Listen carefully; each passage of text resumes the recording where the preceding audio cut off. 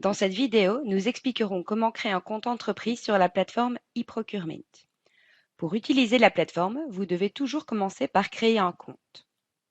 Vous pouvez le faire gratuitement et sans limite de temps, quel que soit votre type d'entreprise. L'enregistrement d'un compte entreprise se fait toujours en 2 étapes. La création d'un compte fournisseur personnel et l'enregistrement d'une entreprise sur ce compte.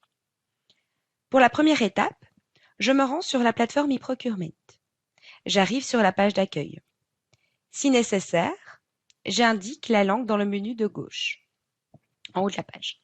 Cette page présente 2 portails, l'un pour les acheteurs publics et l'autre pour les entrepreneurs. Je clique sur « Continuer en tant que fournisseur ». J'arrive sur la page de connexion. Celle-ci est possiblement en anglais. Je peux toujours modifier la langue en haut à droite de l'encadré. Sur cette page, à côté de Nouvel utilisateur, enregistrement apparaît. Je clique sur ce lien.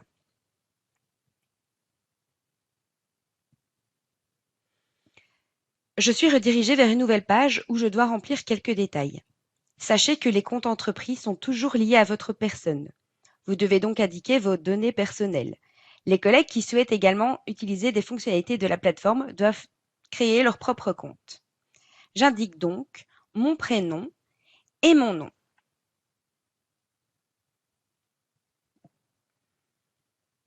Ensuite, j'indique une adresse email. Veuillez noter que l'adresse email d'activation de votre compte sera envoyée à cette adresse. Saisissez donc une adresse valide. Notez également que vous ne pouvez enregistrer qu'un seul compte par adresse email. Les emails généraux destinés à la communication avec votre entreprise doivent donc être complétés lors d'une étape ultérieure. Dans cette étape, je renseigne mon email professionnel personnel. Ensuite, j'indique un mot de passe fort.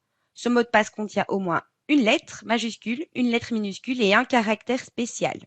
De plus, le mot de passe comporte au moins 13 caractères. Je confirme mon mot de passe et je clique sur « Enregistrement ». J'obtiens alors une notification m'invitant à vérifier mon adresse email. Pour ce faire, je me rends dans ma boîte de réception où j'ai reçu un email d'activation.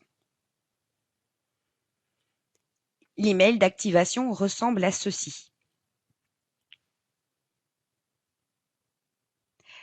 J'y trouve un lien sur lequel je dois cliquer dans les 15 minutes pour activer mon compte. Si ce lien a expiré, je peux toujours le renvoyer sur la page de connexion via le lien « Cliquez ici ». Comme j'ai encore beaucoup de temps, je retourne dans ma boîte de réception et je clique sur le lien.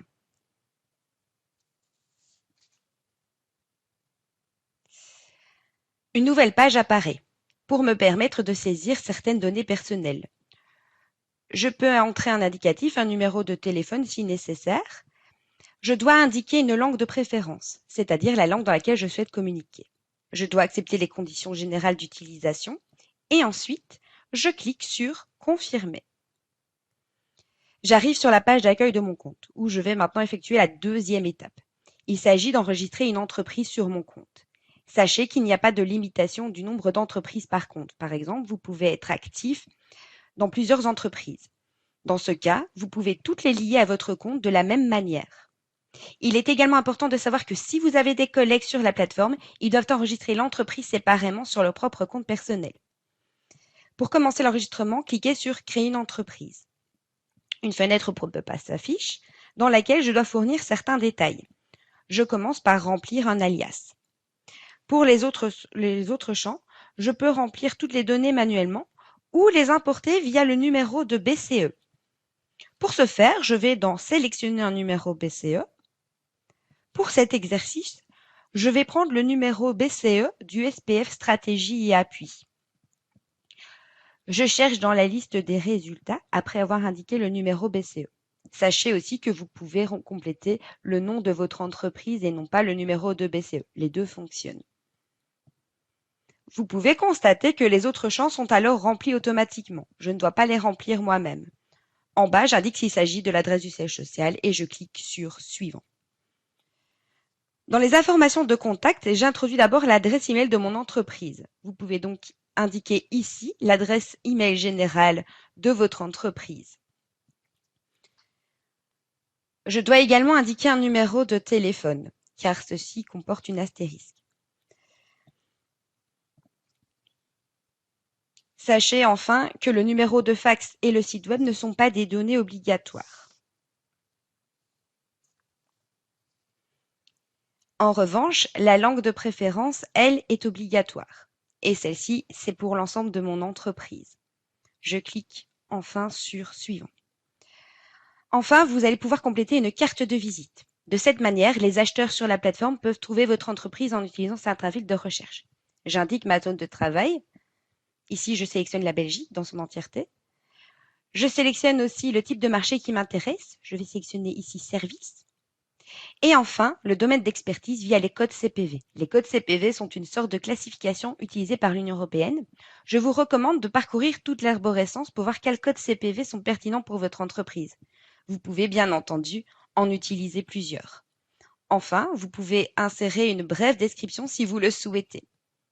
Cliquez enfin sur Sauvegarder. Voilà, l'entreprise est maintenant enregistrée et visible dans la liste. Comme indiqué précédemment, je peux toujours insérer une autre entreprise. Pour cet exercice, nous avons terminé toutes les étapes de l'enregistrement du compte entreprise. Vous trouverez de plus amples informations à ce sujet dans notre centre d'aide et en cas de question, vous pouvez toujours, bien entendu, contacter notre helpdesk.